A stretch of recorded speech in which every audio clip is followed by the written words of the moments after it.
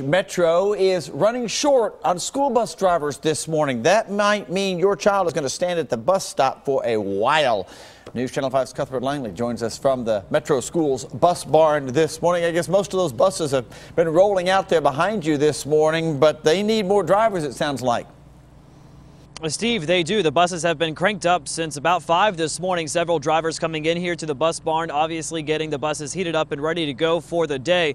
But Metro Schools says they are in need of close to 150 more school bus drivers. This is one of the worst shortages they have ever seen here in Metro Schools. And the reason really comes down to money. Over fall break, several bus drivers unexpectedly quit.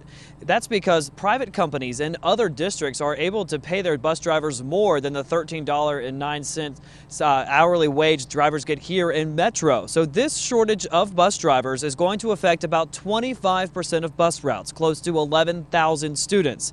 The district has been dealing with fewer drivers, all year, but the problem is much worse now. So drivers are going to be doubling up on routes and will be consolidating routes as well. What that means is if a bus has 30 students on this bus originally, and normally it could have as many as 60.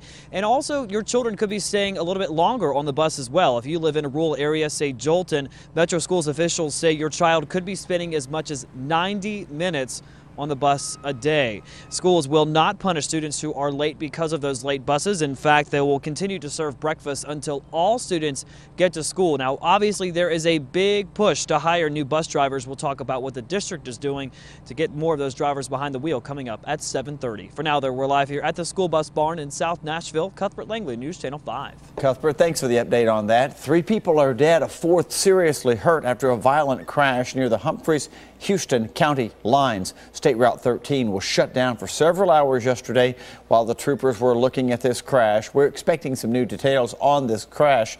The full report coming out a little bit later this morning. The road, by the way, is now back open. A man has died after slamming his SUV into a Kentucky bridge. The Kentucky New Era snapped these pictures from the scene. Troopers say Robert Mayhew was driving on Pennyroyal Parkway in Hopkinsville early yesterday morning when he lost control and crashed. He was rushed to the hospital where he died. No word what caused that crash. 2 restaurants were targeted by armed robbers overnight. 2 masked men burst into the Sonic on Dickerson Pike just after 11:30. They tried to get the employees to open the safe, but they didn't have access. They tried then to rob 2 people in the parking lot at gunpoint before they took off. No one was hurt.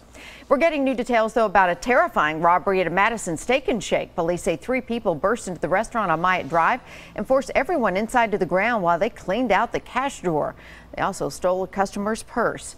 Investigators think the trio may be responsible for 2 armed robberies on Sunday night as well. If you have any information, call Crime Stopper 615-74-CRIME. Amy, a warning from Metro Police after a college student was robbed near Centennial Park yesterday. The victim walking to her off-campus apartment near 25th and Brandau. That's when a man grabbed her purse, pushed her to the ground. Luckily, she wasn't hurt. Witnesses describe that getaway car, though, as a small black sedan, and as you see right there listed, it has a missing right front hubcap. No suspects have been identified. Be on the lookout, though, for that car. Right now, detectives are trying to track down a suspect in a stabbing that happened last night. Officers found the victim at a home on Buena Vista Drive, not seriously hurt, but the suspect had taken off. Investigators think those 2 did know each other, some sort of dispute going on. No suspects have been named. It's a disturbing case involving extortion and young female victims. Kendall Carter of Rutherford County is accused of posing online as a 14-year-old boy and convincing young girls to send him revealing photos.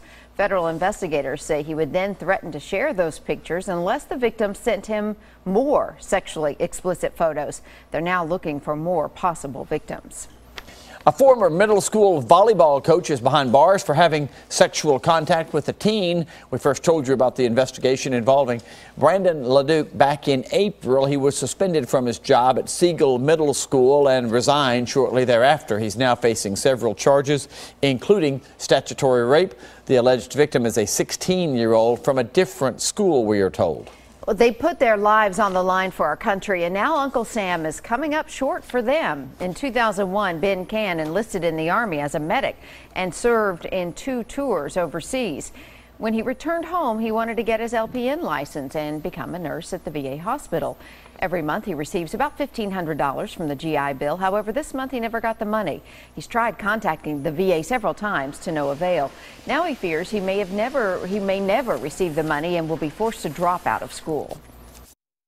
Well, the panic button hit when I started getting in touch with people at the VA, and I didn't really get a good answer. They told us, I don't know, we don't know what's going on, we don't have that information, we don't know when the money's going to come.